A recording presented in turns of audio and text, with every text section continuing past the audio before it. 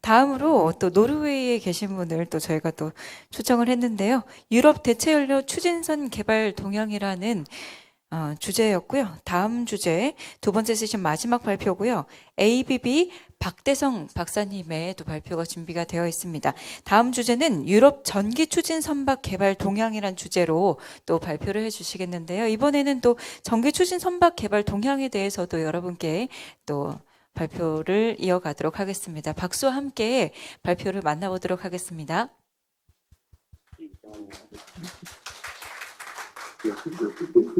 네, 안녕하십니까. 제 이름은 박대성이라고 하고, 현재 노르웨이에 있는 ABB 마린 앤 프로츠에서 근무를 하고 있습니다. 오늘의 주제는 유럽 내 전기 추진선 개발 현황에 대해 유럽에서 현재 가장 주목받고 있는 DC 그리드를 위주로 설명드리도록 하겠습니다. 먼저 간단한 인트로덕션과 그 다음에 DC 그리드의 장점, 그리고 어떻게 생겼는지, 제어는 어떻게 하는지, 그리고 이를 위해 어떠한 개발 및 연구를 진행하고 있는지에 대한 설명드리겠습니다. 먼저 앞에서 많은 분들께서 현재 IMO 에미션 규제 관련된 말씀을 해주셨는데, 이에 발맞추어서 많은 기술이 또 발전 및 개발이 되고 있습니다.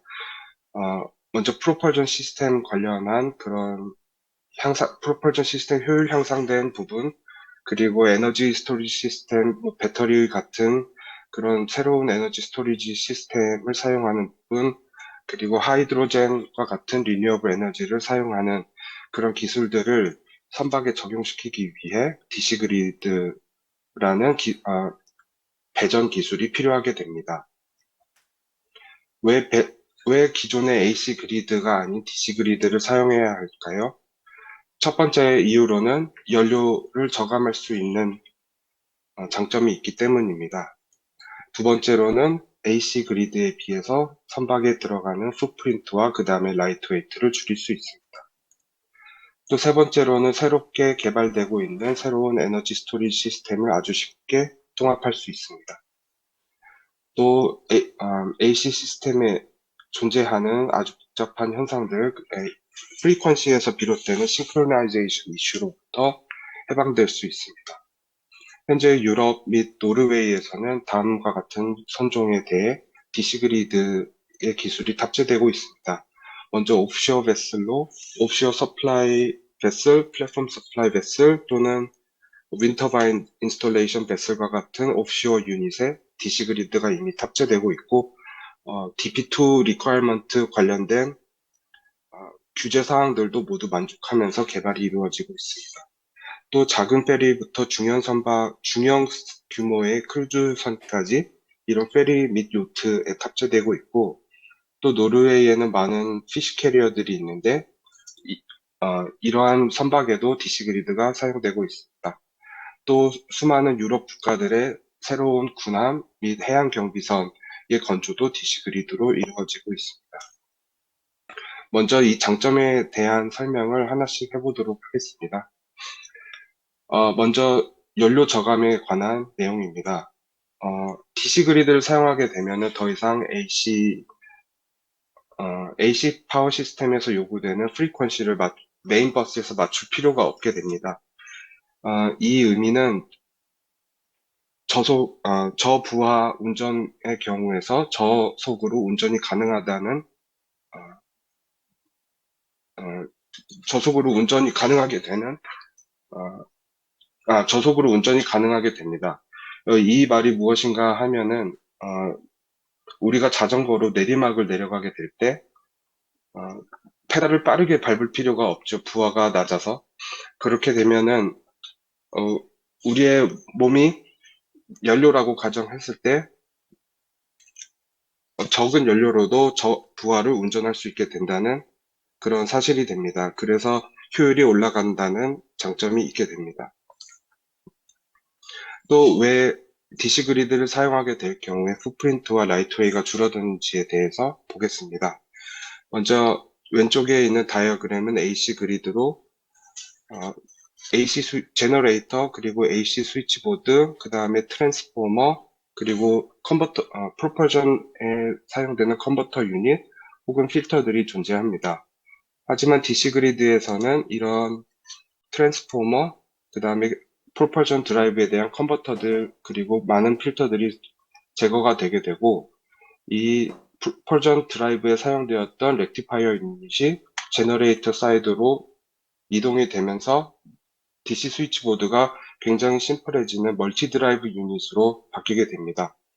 기존의 AC 그리드의 경우에서는 많은 스위치들이 포함되는 스위치 기어 유닛인 스위치보드와 그 다음에 많은 드라이브들이 싱글 드라이브 형태로서 선박에 설치가 되게 되는데, DC 그리드 같은 경우에는 이런 스위치 기어 유닛이 드라이브 유닛에 포함이 되면서 어, 훨씬 어, 작은 적은 풋프린트와 그에 따라 웨이트도 굉장히 컴팩하게 제조가 됩니다.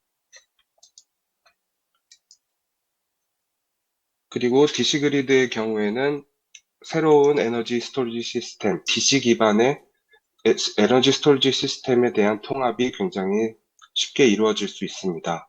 예를 들어 퓨얼셀 그리고 배터리 또는 슈퍼캐패시터와 같은 새로운 시스템들이 AC 기반의 경우에는 이런 AC 트랜스포머, 그 다음에 필터, 그 다음에 렉티파이어를 통해서 설치가 되어야 하지만 DC 그리드 같은 경우에는 다이렉트 온라인으로 직접 버스에 에너지 스토리지 시스템이 다이렉트로 연결이 되거나 혹은 DC-DC 컨버터만을 이용하여 인테그레이션이 될 수 있습니다.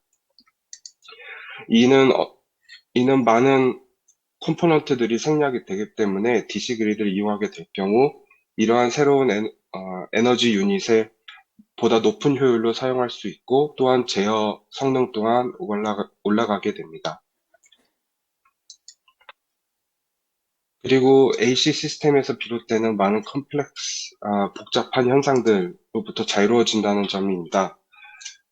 AC 그리드에 많은 드라이브 유닛들이 설치가 될 경우에 큰 하모닉, 큰 THD 볼티지 내 THD 이슈로 액티브 필터를 사용하게 되거나 많은 이슈가 존재하게 되는데요. 이러한 점들이 DC 버스 내에선 사라지게 됩니다.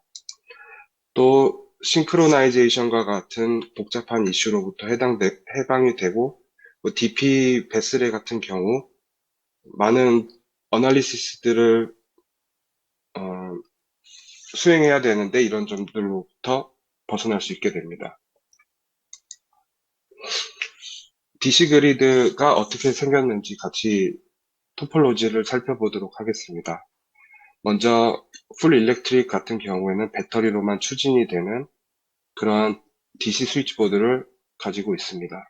먼저 배터리가 있고 이것이 메인 DC 버스에 다이렉트 혹은 DC-DC 컨버터를 통해서 설치가 될 수 있습니다.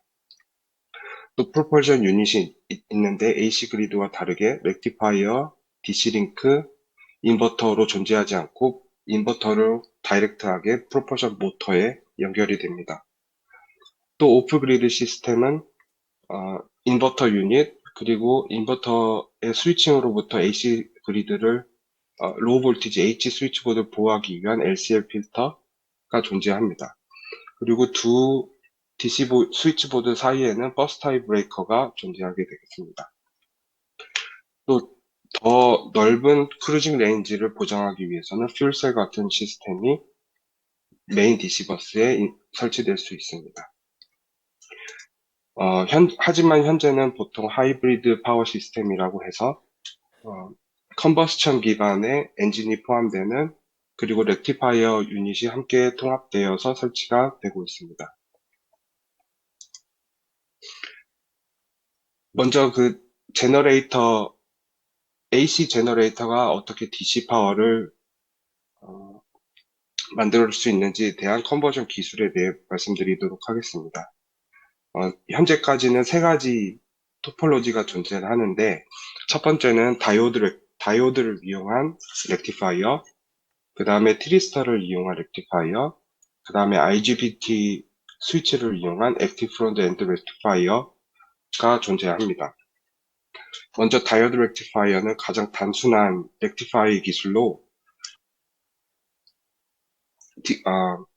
DC 볼티지에 대한 제어는 제너레이터 아웃풋 볼티지를 제어하는 AVR로 이루어지게 됩니다. 하지만 티리스터를 이용하게 되면은 볼티지 스텝 다운이 가능해지고, 이는 DC 볼티지 제어가 AVR과 이 티리스터의 파이어링 앵글을 제어하는 것으로 이루어지게 됩니다. 현재까지 유럽에서는 이런 다이오드 렉티파이어인 DFE 타입과 티리스터 렉티파이어인 TFE 타입까지 사용이 되고 있습니다. 그리고 현재 액티브 프론트엔드 렉티파이어의 기술 개발이 진행되고 있습니다. 마지막 타입을 개발하게 되는 이유는 AFE 렉티파이어를 사용하게 될 경우 DC 볼티지를 스텝 업, 스텝 다운 모두 할 수 있고, 그 다음에 파워 및 전류를 다이렉트로 제어할 수 있기 때문입니다. 또한 DC 그리드를 설치하는 방법에는 여러 가지가 있을 수 있겠습니다. 현재 건조되어 운항하고 있는 선박에도 레트로핏 개념으로 설치가 될 수 있습니다. 현재 AC 그리드가 탑재된 선박의 경우 배터리를 설치하고 싶다면 트랜스포머, 필터, 그리고 드라이브까지 설치하게 되는 번거로움이 있을 수 있습니다. 하지만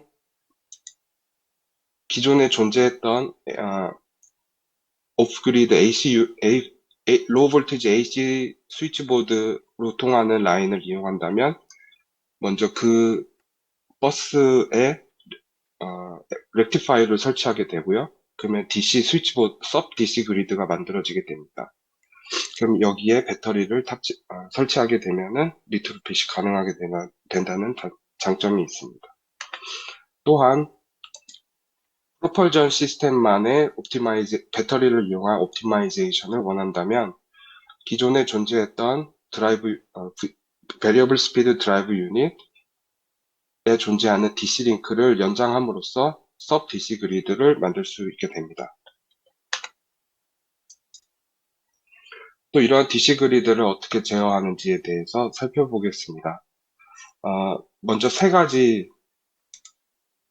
EMS, PMS, 그리고 각 로컬 컨트롤 유닛인 계층으로 구분을 하고 있습니다. 먼저 EMS는 에너지 매니지먼트 시스템의 약자로 각 에너지 소스들의 파워 세팅 값을 계산하고 이를 PMS에 전달하는 역할을 하게 됩니다. PMS란 파워 매니지먼트 시스템으로 파워 시스템 컴포넌트들의 세이프티를 보장하고 또 로드 쉐어링, 에너지 소스 간의 로드 쉐어링을 관장하는 그러한 시스템입니다. 이러한 세팅 값들을 전달받은 각 로컬 유닛들은 로컬에 존재하는 컨트롤러로부터 각각의 부하를 제어하게 됩니다. 현재 에너지 매니지먼트의 개발은 어떻게 되고 있는지에 대해서 설명드리겠습니다. 에너지 매니지먼트 시스템의 가장 큰 목적은 fuel efficiency를 계산하고 관리하는 것입니다.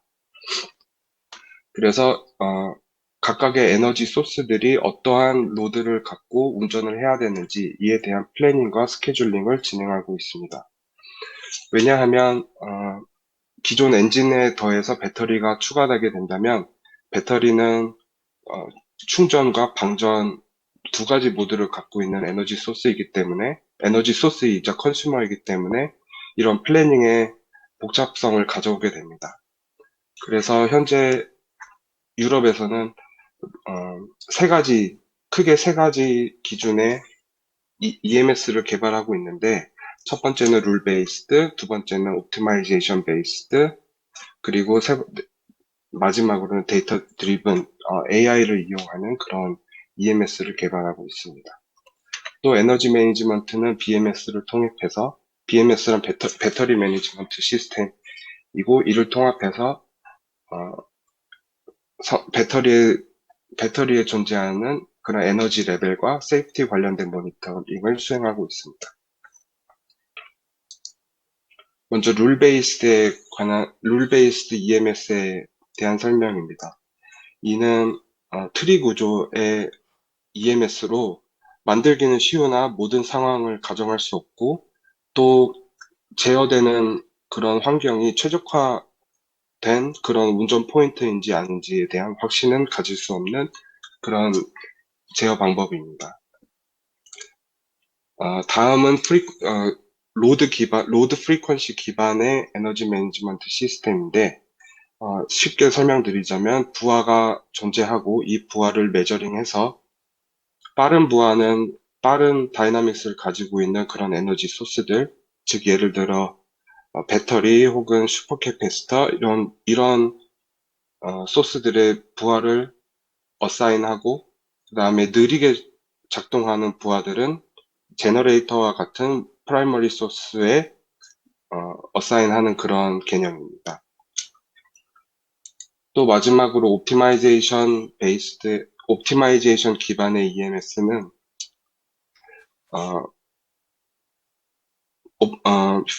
퓨얼을 줄이기 위한 오브젝티브 펑션을 가지고 있고, 그 다음에 피지컬한 엔진 램프업, 램프다운 컨스트레인트와 같은 그런 제약 조건들을 옵티마이제이션 알고리즘에 넣어서 선박의 파워를 로드 쉐어링을 어떻게 할 것인지 계산하는 그러한 방법입니다. 여기 첫 번째 그래프를 보시면은 선박의 부하가 어떻게 걸리는지 그리고 연료가 얼마나 소모되고 있는지 모니터링을 하고 있고요. 그 다음에 제너레이터 첫 번째 큰 제너레이터와 그 다음 두 번째 큰 제너레이터 사이 간에 어떻게 로드 쉐어링을 계산하는지, 그리고 세 번째로는 배터리를 어떻게 SOC를 최적화된 방법으로 사용할 수 있는지에 대한 계산을 자동적으로 해주는 EMS입니다. 하지만 이런 EMS의 사용에는 개발의 복잡성에 첫 번째 제약이 있고, 또 EMS의 운전 중 페일이 뜰 수 있다는 그런 단점이 있어서 이를 백업 해줄 수 있는 다른 EMS 유닛들을 필요로 합니다. 그 다음에 DC 그리드 개발에 있어서 어떠한 부분들이 지속적으로 연구와 개발이 되고 있는지에 대한 설명드리겠습니다. 앞에서 말씀드린 바와 같이 하이브리드 파워 시스템 같은 경우에는 제너레이터와 배터리가 있는데, 가장 어려운 점이 배터리의 사이즈를 어떻게 결정해야 하냐라는 문제입니다. 이러한 최적화된 배터리 사이징을 위해서 먼저 ELA에 대한 분석이 시급하고요. 먼저 선박에 대한 개발이 결정이 되었을 때 먼저 ELA를 먼저 분석해서 선박에 들어가는 배터리 사이즈를 여러 가지 시나리오를 두고 연료가 얼마나 세이빙 될 수 있는지를 비교해 가면서 배터리의 사이징을 결정하는 방법이 개발되고 있습니다. 또 로드 쉐어링을 어떻게 배터리와 제너레이터 간에 할 수 있는지에 대해 개발이 되고 있습니다. 먼저 AC 시스템의 경우에는 액티브 파워는 프리퀀시로 제어가 되고, 그 다음에 리액티브 파워는 볼티지로 로드 쉐어링이 제어가 되는 단순한 구조로 되어 있는데, DC 파워 시스템에서는 제너레이터와 배터리가 존재하고 또 배터리는 충방전이 모두 되기 때문에 이런 두룹 제어가 조금 더 복잡해지게 됩니다. 또 배터리는 많은 오퍼레이션 모드가 있고, 예를 들어 로드 레벨링, 일정한 로드를 제공해주는 로드 레벨링 모드. 그래서 이 경우에는 배터리는 제너레이터와 같이 취급되어야 하고요. 또 다른 모드에서는 배터리는 빠르게 변화하는 부하만을 컴펜세이션 해주는 그런 픽 쉐이빙 혹은 로드 스무딩 모드, 이런 경우에도 다른 드룹 커브 두 번째 그래프에서 보시는 바와 같이 배터리의 드룹 커브를 굉장히 낮게 가져감으로써 부하 변동에 빠르게 대응할 수 있는 그런 드룹 로직을 설계해야 되고요.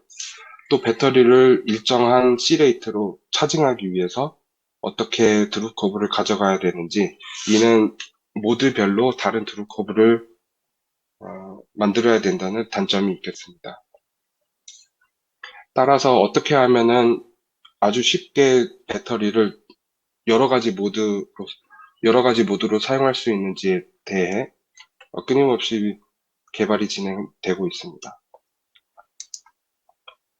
또 다른 연구 개발 내용으로는 커먼 모드에 대한 연구가 진행이 되고 있습니다.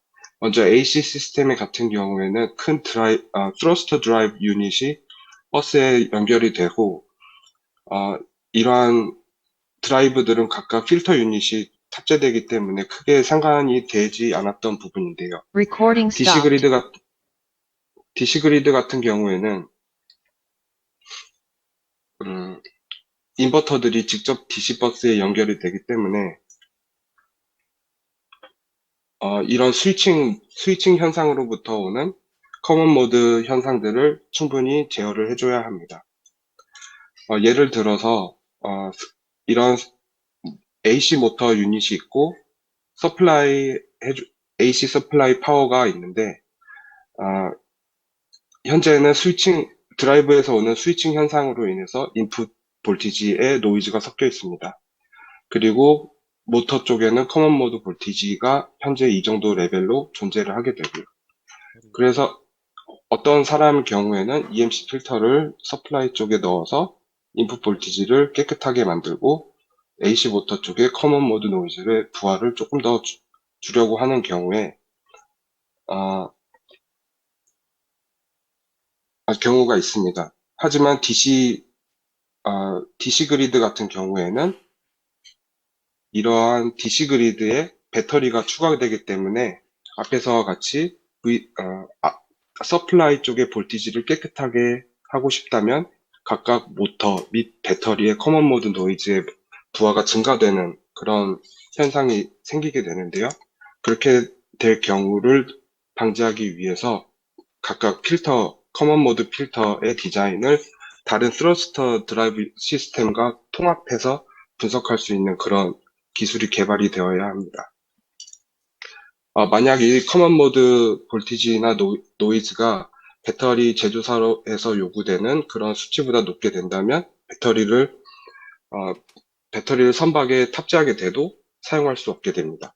왜냐하면 노이즈가 클 경우에는 BMS가 제대로 동작을 하지 않아서 각종 볼티지, 커런트 매저먼트가 불가능해지게 되고, 이를 통해서 BMS가 셧다운되기 때문에 이러한 필터 디자인은 아주 중요한 부분이라고 할 수 있겠습니다.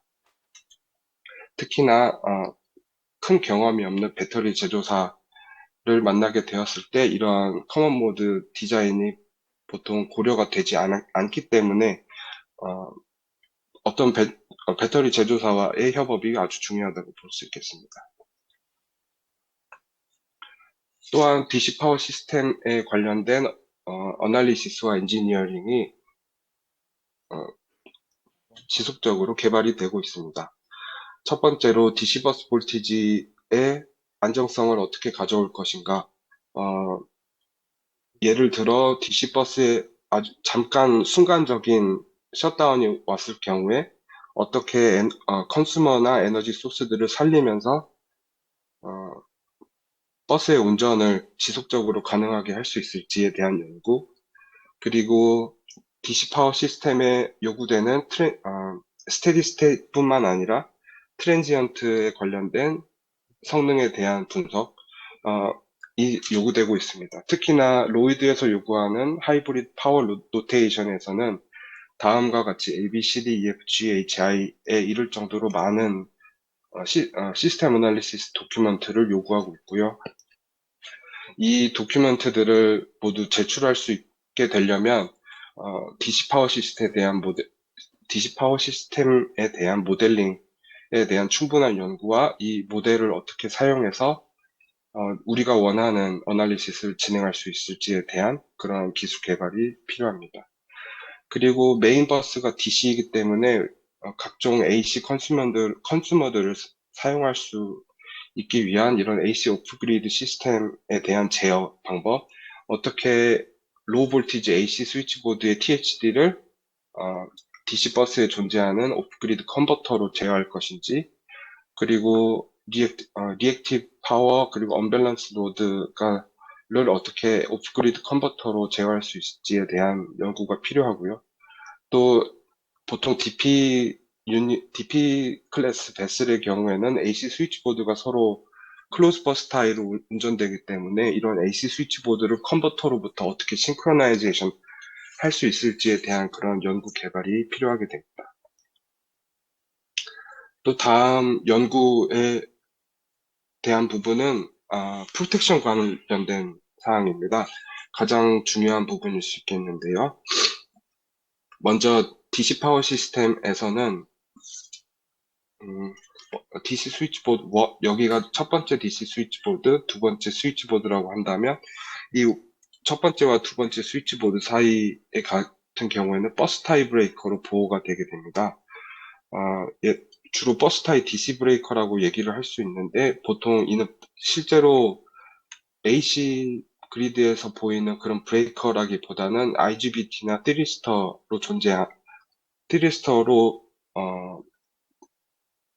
구성되어 있는 그런 컨버터라고 보시면 됩니다. 그래서 따라서 단락 전류가 형성이 되었을 때 이 컨버터들이 스위칭을 함으로써 단락 전류가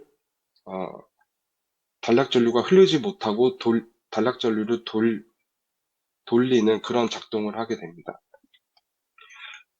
AC 시스템에 관련된 AC 시스템 같은 경우에는 AC 시스템 특유의 제로 크로싱이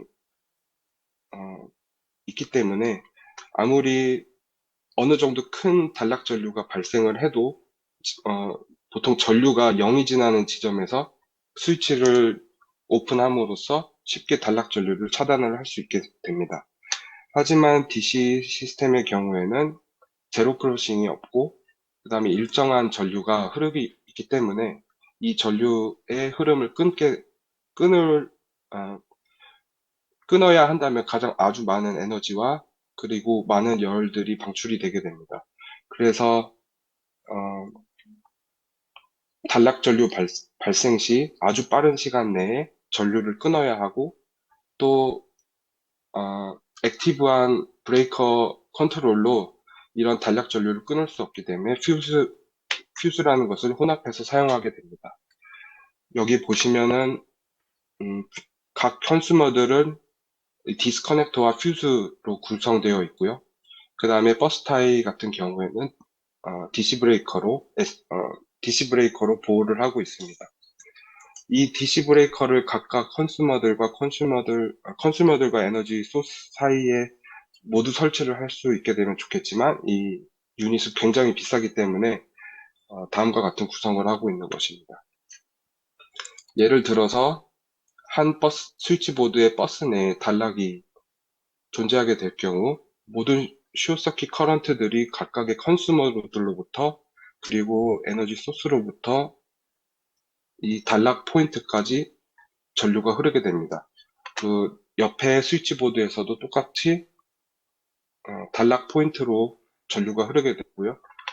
이 스위치가 존재하는 이유는 단락이 한 스위치보드에 존재했을 때 이 스위치보드는 죽게 되더라도 다음 옆에 인접하고 있는 스위치보드들은 이 전류가 흐르는 것을 차단함으로써 계속 운전이 가능하도록 살리는 그런 목적이 있겠습니다. 앞에서 말씀드린 바와 같이 많은 컨슈머들과 에너지 소스들은 퓨즈로 보호가 되고 있고요. 이 퓨즈들이 제대로 작동할 수 있도록 셀렉티비티 혹은 디스크리미네이션 아날리시스를 진행하고 있습니다. 예를 들어 배터리에 단락이 생겼을 경우 배터리와 관련된 퓨즈만이 트립이 되어야 합니다. 만약에 배터리에 단락이 생겼는데 제너레이터에 있는 퓨즈가 죄송합니다. 먼저 배터리에 단락이 발생하게 되면은 모든 컨슈머들, 모든 에너지 소스로부터 숏서킷 커런트가 발생하게 되는데, 이 커런트로 인해서 만약에 엔진에 부착된 퓨즈나 혹은 프로펄션 유닛에 설치되어 있는 퓨즈가 먼저 트립이 된다면 이는 좋은 셀렉티비티라고 볼 수 없습니다. 따라서 배터리에 단락이 되게 되었을 경우에는 배터리에 있는 퓨즈가 먼저 다른 퓨즈들이 트립되기 전에 먼저 트립이 되어야 합니다. 이를 셀렉티비티 어널리시스라고 하고, 이를 위해서 많은 퓨즈 타입을 먼저 숏서킷 어널리시스 모델을 만들고 그 다음에 퓨즈 타입을 바꿔가면서 셀렉티비티에 대한 시스템 셀렉티비티를 보장하게 하는 그런 연구를 진행하고 있습니다. 또 DC 스위치보드 내에서는 굉장히 수많은 업체들이 자신의 컨슈머들 혹은 에너지 소스들을 연결하고 있고, 시스템 인테그레이터 입장에서는 이러한 컴포넌트들을 보호해야 되기 때문에 이러한 많은 업체들과 커뮤니케이션을 통해서 각각의 퓨즈를 디벨롭하고 셀렉션하고 그 셀렉티비티를 보장할 수 있도록 하는 그런 시스템 인테그레이터 입장에서의 연구 및 개발이 진행이 되어야 합니다. 또 다음 개발 사항으로는 미디엄 볼티지 DC 그리드 솔루션입니다. 현재까지는 로우 볼티지에 대한 DC 그리드만 개발이 되어 있고요. 이는 현재까지 가장 큰 로우 볼티지 DC 그리드 프로젝트는 아마도 25에서 30메가와트 정도의 풀포션 파워를 갖고 있는 선박이 되겠습니다. 이는 윈터바인 인스톨레이션 베슬이 가장 큰 DC 그리드 프로젝트로 현재 진행이 되고 있고요. LNG나 VLCC 혹은 메가 컨테이너 선박 같은 경우에는 보통 AC 그리드에서는 6.6kV 볼티지 AC 파워 시스템을 사용하고 있는데, 이가 DC가 되려면은 아마 10,000 볼티지 DC 정도 레벨의 시스템이 개발이 되어야 합니다. 하지만 전류 값은 낮지만 볼티지 값이 높아서 새로운 드라이브 시스템이 개발이 되어야 하고요.